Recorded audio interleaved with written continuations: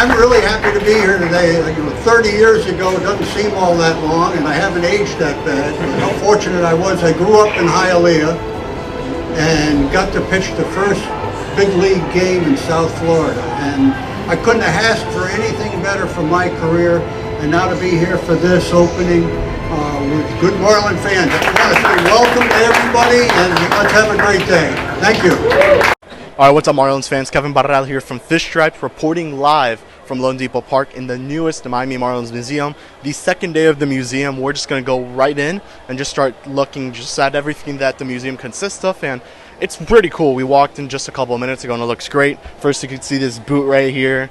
Then you go right here, and you have Miggy Cabrera just standing there. It looks kind of like a big bobblehead type figurine, so we're just going to walk right in and see what this is all about. Right when you walk in, you're going to see these three jerseys right here. We have Miguel Cabrera, you have Pitbull, and then finally you have Jazz Chisholm Jr., who is the MLB show cover. And if you look over here, this is one of the more original this is probably one of the first jerseys we see that say Miami Marlins, and you have the logo.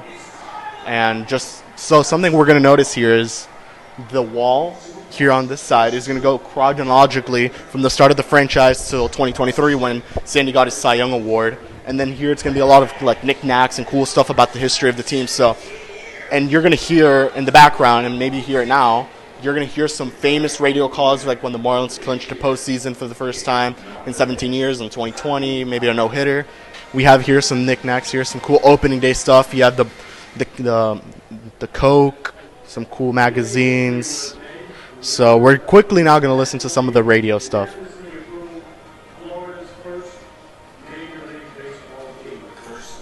And we're just going to keep going right here. And we look over here, Charles Johnson when he got drafted. And then we see the opening day here with the Marlins. Charlie Huff throws the first pitch. Kevin Brown's no-hitter. Outlider's no-hitter. And then we look over here back with some knickknacks. Some really cool stuff, actually. Something that not even I knew existed. You have when the Marlins won the 1997 World Series, you got a couple of those newspapers. You have some cool shirts, hats, pins. You have these baseballs here, which are signed by Luis Castillo, Jeff Conine, Levon, Edgar Renteria. Some more baseballs and cool knickknacks out here. And then we come back here. This is where you'll see the 1997 World Series video part of the wall. Two more no-hitters.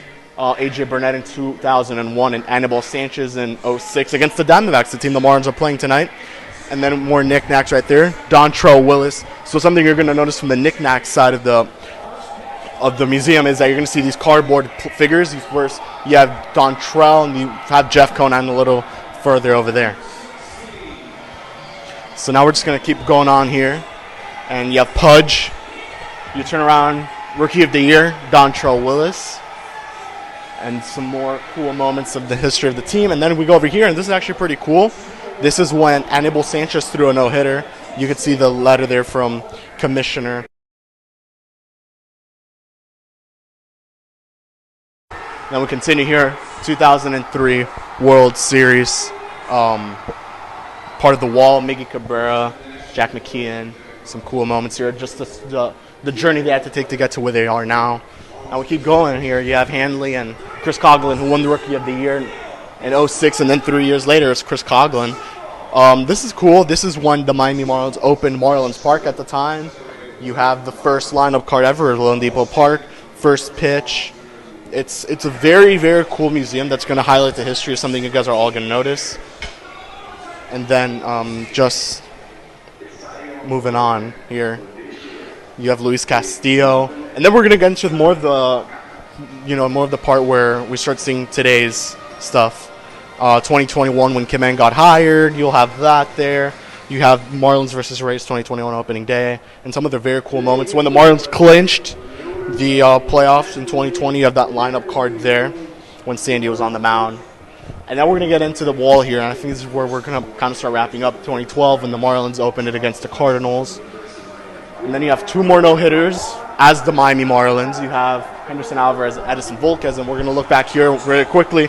You're going to see 5 lockers went towards the end.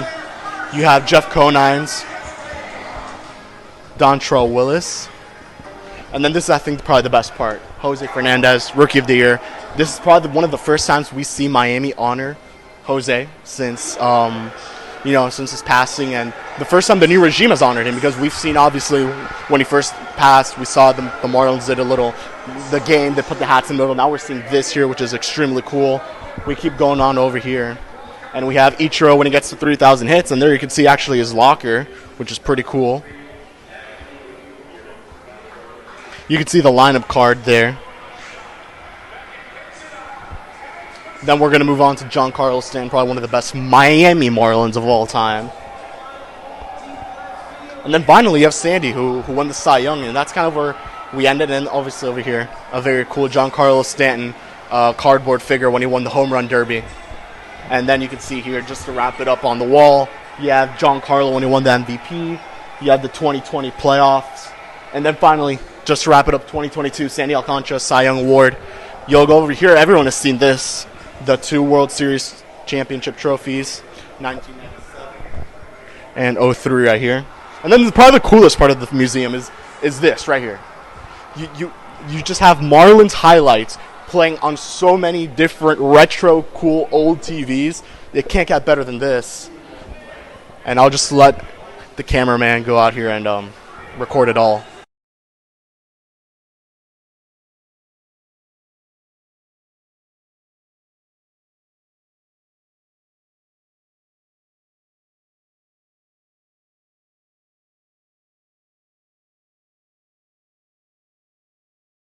Now we're going to finally wrap it up with 2023. We have Luis Arraez. Here is the cycle. Hit for the cycle, the first cycle in franchise history. We have the base here. We have the ticket. And we have a little cool poster here from Arraez.